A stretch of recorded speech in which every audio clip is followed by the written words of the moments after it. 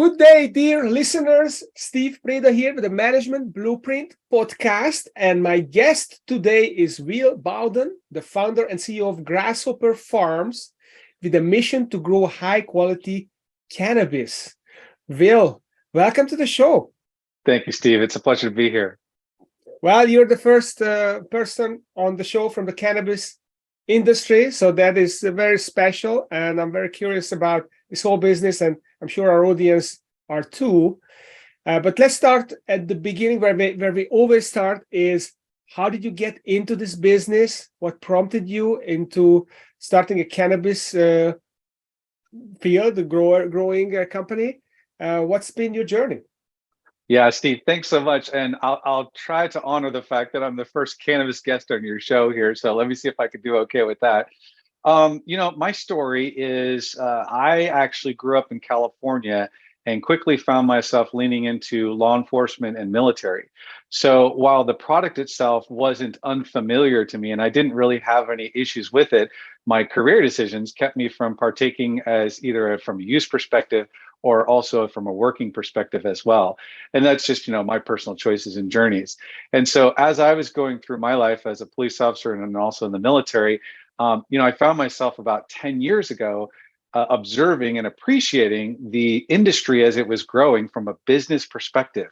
And I remember saying out loud, I'm like, wow, what an amazing business opportunity for other people. And I said it like that because it was more of an appreciation than a desire to do it, because at the time I was still in the midpoint of my military career and I didn't have any aspirations of retiring at that point.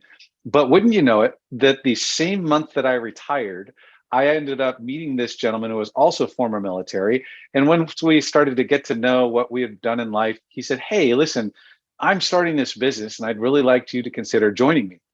Well, it was a cannabis business. And so what he wanted me to do was to come on and basically be the person who went and operationalized licenses in other states.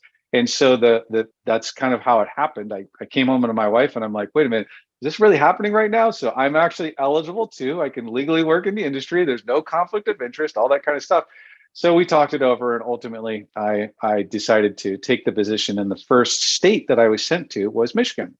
And so my job was to operationalize licenses, which means for that business model, it was retail, indoor grow, and manufacturing. Mm-hmm. And as I was doing that, I came upon the other types of cultivation. So there's greenhouse as well as indoor, and then there's also outdoor. And I really like the outdoor farming idea, and I wanted to learn more about it. And once I learned more about it, I approached my previous company about possibly incorporating it. For all the right reasons. They couldn't do it because they were resourced doing other things. And I said, all right, well, I'm just going to investigate a little bit more. And eventually I did. And I left that company and started Grasshopper Farms. And that's what landed me just square in the middle of the cannabis industry and outdoor farming of cannabis as well. Wow, that's fascinating. So how is outdoor farming different from indoor farming? Is it makes the product different? Is it cheaper to do outdoor farming? How is it different? So at the broadest level, I would just say that they are different disciplines, right? So there's three different disciplines of overall growing of plants. You have indoor growing, you have greenhouse growing, and then I call the third one a little bit different. I call it outdoor farming, because indoor growing and outdoor farming are actually different disciplines. Now, what I believe, Steve, is what happened is this plant started outside and was pretty much only grown outside. But when it became illegal, people went into basements and pole barns to continue growing it, right? Mm-hmm. And so what happened then is, over a period of not just decades, but generations of knowledge changed from outdoor growing or outdoor farming to indoor growing. And then that knowledge was further developed and passed on, generationally speaking.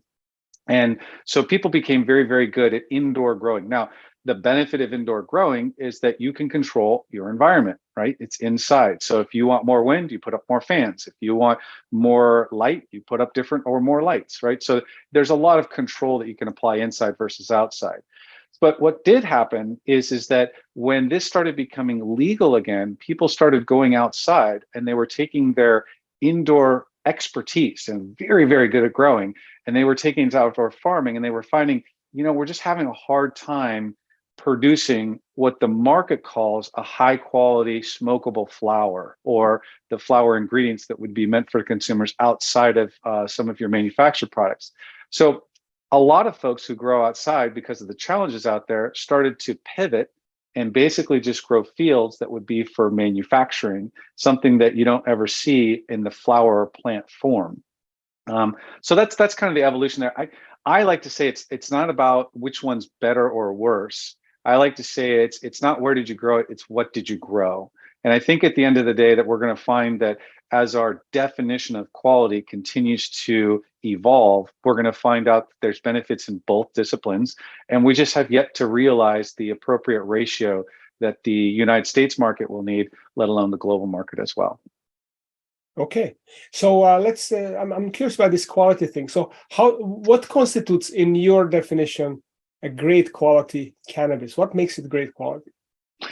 Well, so in my definition, I would say that if you're very clear on why you're consuming cannabis, you're going to want to know, what effects am I trying to achieve? There's so many people in this world that are really trying to achieve medicinal benefits from this plant. By and far, anxiety and sleep are probably the top two. I think that sleep often gets overlooked because it's not a diagnosed medical condition for a lot of people. A lot of people are just, hey, I'm just worried, or I'm just in the grind, or I've got new kids, or all these legitimate reasons of why we're not getting enough quality or quantity sleep. And so they don't really think of it as a medicinal use of it that's helping them sleep.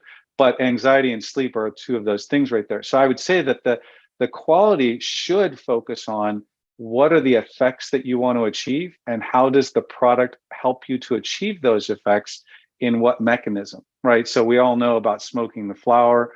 There's ways of taking the flower and then cooking with it. There's ways then it can go to manufacturers and they can make edibles, topicals, sublinguals. There's so many different ways that we can participate with this to achieve those effects. So I think the definition really needs to evolve, and the assessment of quality really needs to evolve in how do we communicate what strain this is, what's the cannabinoid profile, what's the terpene profile, and then how are those cannabinoids and terpenes going to help lead me to the effects that I desire. I think that today's market, though, it's a very young market for the broad brushstroke of the United States consumer. And I think a lot of folks right now are focused on, what does it look like? What does it smell like? And what's the THC level? And the higher the THC level goes, the first two start to become less important to a lot of people today. Now, I will tell you that folks who have been around this plant for a long time, they really know what they're doing. They know what they're looking for. So sometimes those visual and smell assessments can really get them to a high quality assessment. But I would say, broadly speaking, there's not enough experience in the United States or globally to help people to use those three things. And we need to look beyond those three things, back to our cannabinoid profile and terpene profile. Okay, so there's a lot in this, a lot more than meets the eye. That's fascinating. It's a little bit like wine, there's a lot to wine that maybe the average person doesn't recognize, and when you get into it, then you really appreciate all these nuances about it. That's fascinating. So this podcast is not directed at cannabis. It's not a cannabis podcast, but it's very interesting to see this business evolve and how this industry is evolving and looking for ways of generating value for consumers.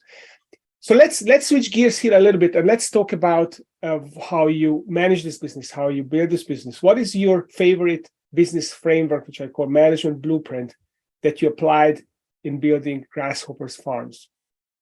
Yeah, it's a great question. So for me, life and businesses, it's all about the people or the team that you build. So one of the things that I've embraced from my former career decisions, and specifically being in the military and the police department, is you really look for where are your centers of excellence and how do you build teams and how do you prepare those teams to carry out specific missions with successful outcomes. So I just took a lot of what I've experienced through life, both in some of those instances and then also some great leaders and mentors that I've been around. And then I applied those to building Grasshopper Farms. I'm starting with the people, right? So when I was really looking at the people, I'm saying, okay, so I need to be able to say, what is Grasshopper Farms? What do we do and how do we do it? And then how do we then select the right people then to build that team? So Grasshopper Farms, what does Grasshopper Farms even mean? Why do we call it Grasshopper Farms? There has to be something behind the name. For us, it's two things. Grasshopper, it represents always learning. And then also the grasshopper, because of the method of it jumping, and our seasonality is we start over every single season. So the grasshopper is jumping from season to season. That's kind of our backstory there. And I think it's important to have a story. There needs to be something that's succinct that you can tell people. And hopefully it resonates pretty quickly when you tell them the thing or things that it represents. So then beyond that is like, okay, so what does Grasshopper Farms do? I describe it to our team as our identity and core competency, right? So our identity is to do high quality sun-grown flower, okay? And you'll notice I didn't say just high quality flower or premium flower. And the reason why is that you can have premium flower from indoor facilities, you can have premium flower from greenhouse facilities, and you can have premium flower from outdoor as well. And they're all going to be a little bit different. So you need to be more specific, especially in an industry that's trying to educate people and help people to develop ways of assessing, like, what is it that's important to me, right? So premium sun-grown flower, that's our identity. And our core competency is a single season outdoor grow, okay? So when I say those things, you didn't hear me say biomass, you didn't hear me say pre-rolls, you didn't hear me say manufacturing. So as we were building out our team then, which will come next year, everybody understood that the premium sun-grown flower is our absolute core competency and identity. And then that means that any decisions that we're making, we have to make sure they don't distract us from those things. If they do, it's okay. It might be a great idea. It just goes on the wall that we'll revisit later when we have the capacity. It's not a distraction. So then when you build the team off of the identity and core competency, what I chose to do with the initial build is to look for people with individual expertise and overlapping experience. And this is also something that I very much appreciated when I was in the military, helped us out a lot, right? So like you might go out on a mission with a team, and on that team is one person who is maybe your medic, okay? So that medic has the expertise when it comes to supporting the team medically speaking, but the overlapping experience is everything else that the mission's going to require. That medic is still probably going to carry a weapon as well, right? And they're going to be proficient with that so that the team can operate together, even though the medic is the one who's going to give medical attention to anybody on the team or otherwise who requires it. So really just knowing that identity, core competency, and building a team with individual expertise and overlapping experience is what served us well as we got Grasshopper Farms off the ground. Okay, that's really fascinating. So it sounds like you are very system oriented in your thinking, and I love it how you think about these things as a separate building blocks. The backstory to know where we come from, basically, and then identity or core competency. I call it the core business that you're in. The premium sun-grown flower. It's a great core business, and then you also said the core. What was that? Is it core competency? Core competency. The single season outdoor grow is your core competency. So that's really interesting how you laid this out. So the single season outdoor grow, can it be others than cannabis? Can it mean other products as well, other produce? So fantastic question, right? So with the single season outdoor grow, the reason why that statement of our core competency is so important is because you'll find that there are a lot of farms that also do indoor grow, they'll do greenhouse grow, they'll do other plants of growing too. So the decision for us initially was that single season outdoor grow of premium sun-grown flower. So it really gives us a very sharp definition that we can focus on so that we don't get distracted.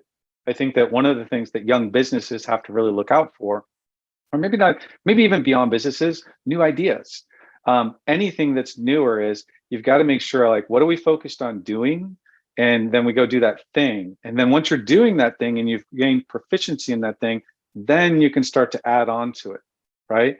Is at least the way that we chose to operate. And so there's a lot of things within the cannabis industry, or even if we were to go over to like winemaking, right? Or vineyards themselves. Like just because you have a vineyard doesn't mean you make wine, right? So in our case, we have a cannabis farm, but we don't manufacture cannabis. We just make the flower ready for wholesale to retail, or we sell to manufacturers on the biomass side. So having that clarity for us really helps us what to do. But I think more importantly, Steve, it helps us what not to do, because there's a lot of shiny objects in this world, and it's very easy to do a bunch of things in a mediocre way, or to do one or two things at maybe an elevated level. Yeah, that's a clear message. So it's a system to avoid the shiny objects, to keep you focused, to make sure that you get enough mileage into what your core business is, your core competency, so that you can get really good at it, and then you can be very competitive. And then from that point, you can expand your business further. You know, there's this concept of the experience curve, which is a BCG, Boston Consulting Group. Bruce Henderson came up with this concept, and basically what it says is that every time you repeat the process cumulatively, you double the times that you repeated the process, then you will increase your productivity by 20 to 30%. So every time you double the number of repetitions cumulatively, you become more productive, and that, I think, that opens the scissor between the companies that are mediocre, that are always going for the shiny object, the new thing, find the new thing, and never become really good, against the companies that keep doing the same thing, stay in the core business, increasing the reps, improving the productivity, and becoming world class. So this is fantastic. That's fantastic. So how do you manage the seasonality of this business? I mean, you're a single season. You're up in the north, so surely the seasons have a great influence on your business. How do you keep busy in the off season, and what does it look like? How do you keep your people busy all year long? Yeah, that's a great question. So behind me is an image of our farm, right? So there's a large outdoor area. We have to start all these plants somewhere, right? So our year actually starts in January, February, and that's when we're working with our genetics and selecting which genetics that we're going to prepare for the season. And what we then do is we start to prepare those plants in a way that then we can create more plants from those plants, so that eventually we have a lot of plants that get to go outside and go through the season. So the plants don't actually go outside until June, but the work starts in January, right? And so all we're doing though is we have to be very delicate with our genetics. We have to make sure that we're creating very, very healthy plants, young plants. And then by the time they go outside, it's a pretty major process. But back to what you just said though about BCG, the first year that we were at this farm, we have about 5,000 plants outside. And it took us about 4 weeks to transplant all those plants the first time, because we were building out and all these other reasons. But we did it very proficiently. We got a high success rate in all the plants that went outside. But the second year, Steve, it took us 5 days, right? Because we continued to make sure we were practicing. We continued to take our efficiencies. We fine-tuned things and all that. So it's maybe a good example of what you just said. So then the plants go outside in June, and the growing season's from June all the way through October. And so during that time, that's 32 acres that have all the plants out there, right? And so it takes a lot of people walking around, checking plants. You want to look for health, but you also want to look for stress and disease as well, right? So, it's a very delicate operation. Also, the cannabis plant specifically, it's a very hands-on plant. You've got to get up close and personal with it. You don't benefit from big machines just going down and either using cameras to look at it or sprays to put on it. We get out there personally with all of our plants with the resources that we have today. So that's all the way through October, I mentioned. But really, the heaviest lift is it's what's called harvest. And I think a lot of people are familiar with harvest just from the wine industries, but the cannabis industry in particular is the same way. It's very hands-on, it's very personal. There's not a lot of automation for your premium grade smokable flowers is the key there. If this was all for biomass, we could use a lot of automation for that. So for us, harvest starts late September, and it usually extends all the way through October. It is a big lift. It is long days. It's 7 days a week, very little time off for anybody, right? But then after that, you've just harvested all this material. And so you got to do something with that material. And it's not like you get to take that material and just start dumping it in boxes and say, hey, everybody, it's here. We're going to sell it to you now. There's a lot of steps that go into that actually take not just days or weeks, but months. We are still today in February doing post-harvest processing of the material that came out from last October.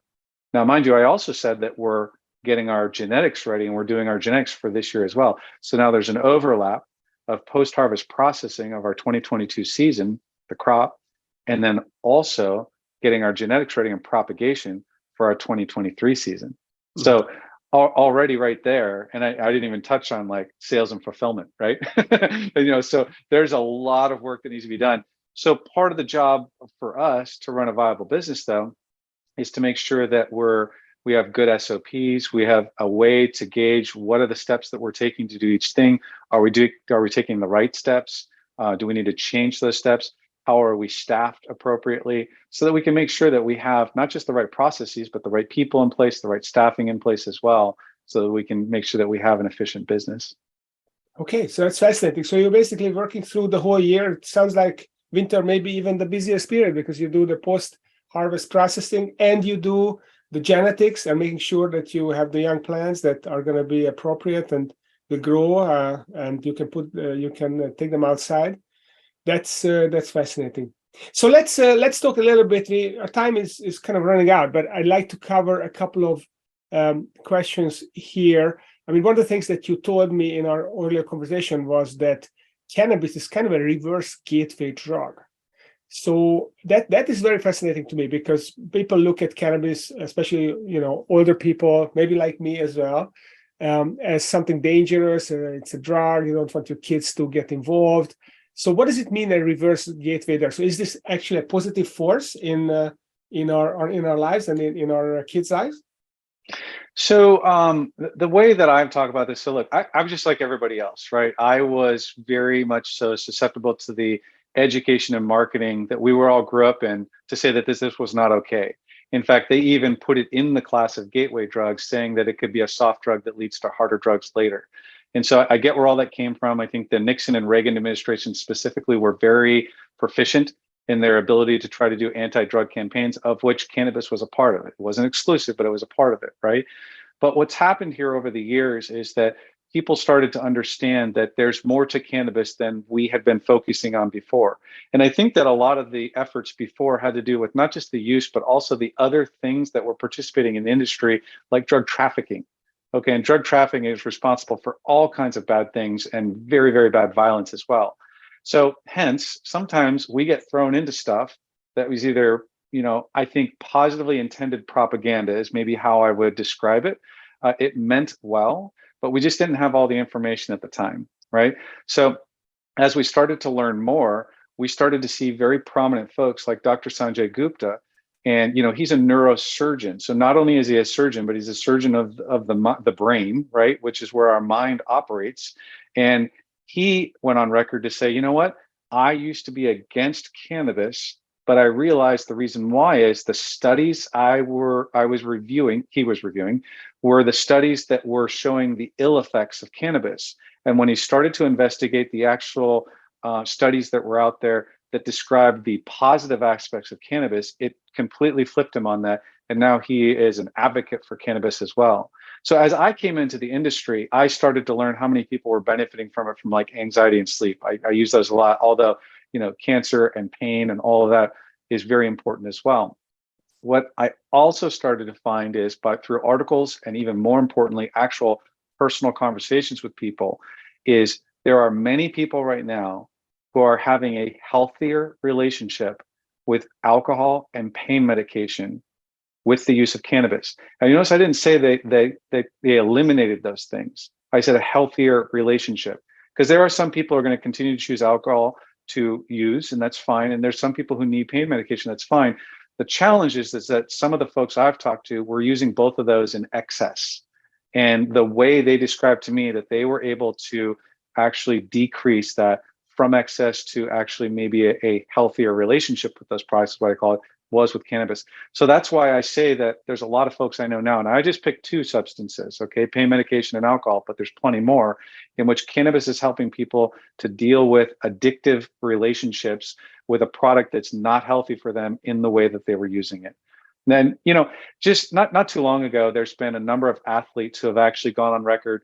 Most notably, there were two former Detroit Lion NFL players who were on CBS News, and they went on record to say, hey, we're a part of the cannabis industry now, and we used it in the NFL, but we had to do so secretly. But the reason why we did is because we were being prescribed pain medication, and a lot of it, and we were afraid to use it because of its addictive and destructive tendencies. And so they chose to just be secret and just use cannabis instead for the pain and injuries that they were going through. And there's just countless examples out there, but that ultimately is why I like to talk about cannabis as a reverse gateway drug. I love it. That's fascinating. I'd like to learn more about that.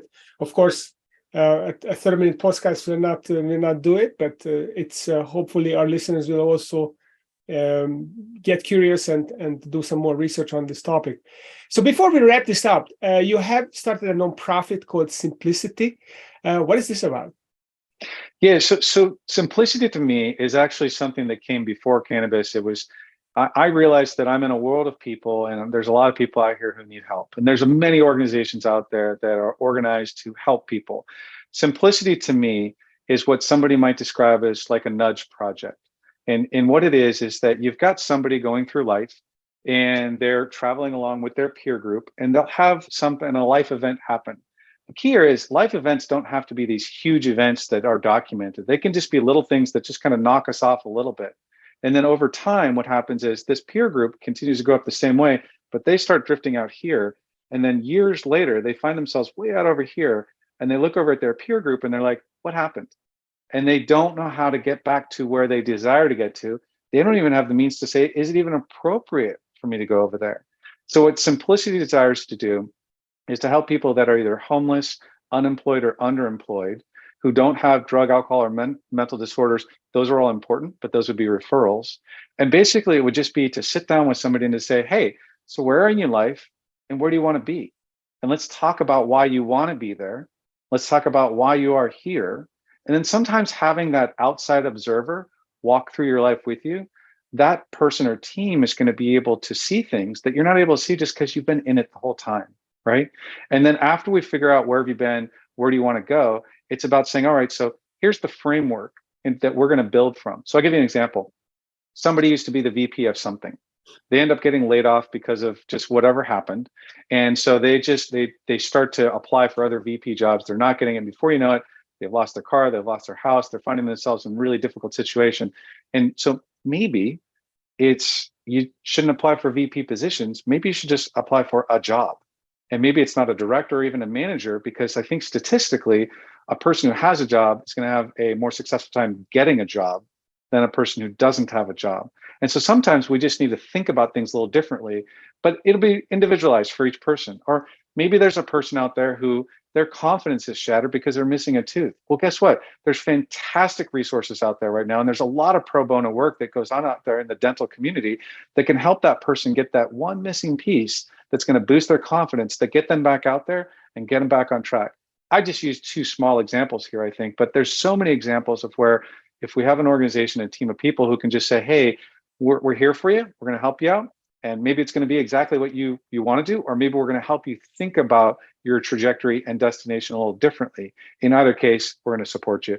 And there's other organizations that do stuff like this. But for me, that's why I created Simplicity. That's what I aim to do. And that's what we do with ourselves internally as well at Grasshopper Farms, people above all else. So we take care of each other. And so when somebody at work is going through something hard, or they're considering something bigger, regardless, we sit down together and say, all right, where are we now? Where do we want to go? And how do we transit that? So that's what Simplicity is all about. That's amazing. I love the simplicity of the name of it as well. And I love this idea of paying attention to people and to look for that little lever that you can pull on to make their life much better.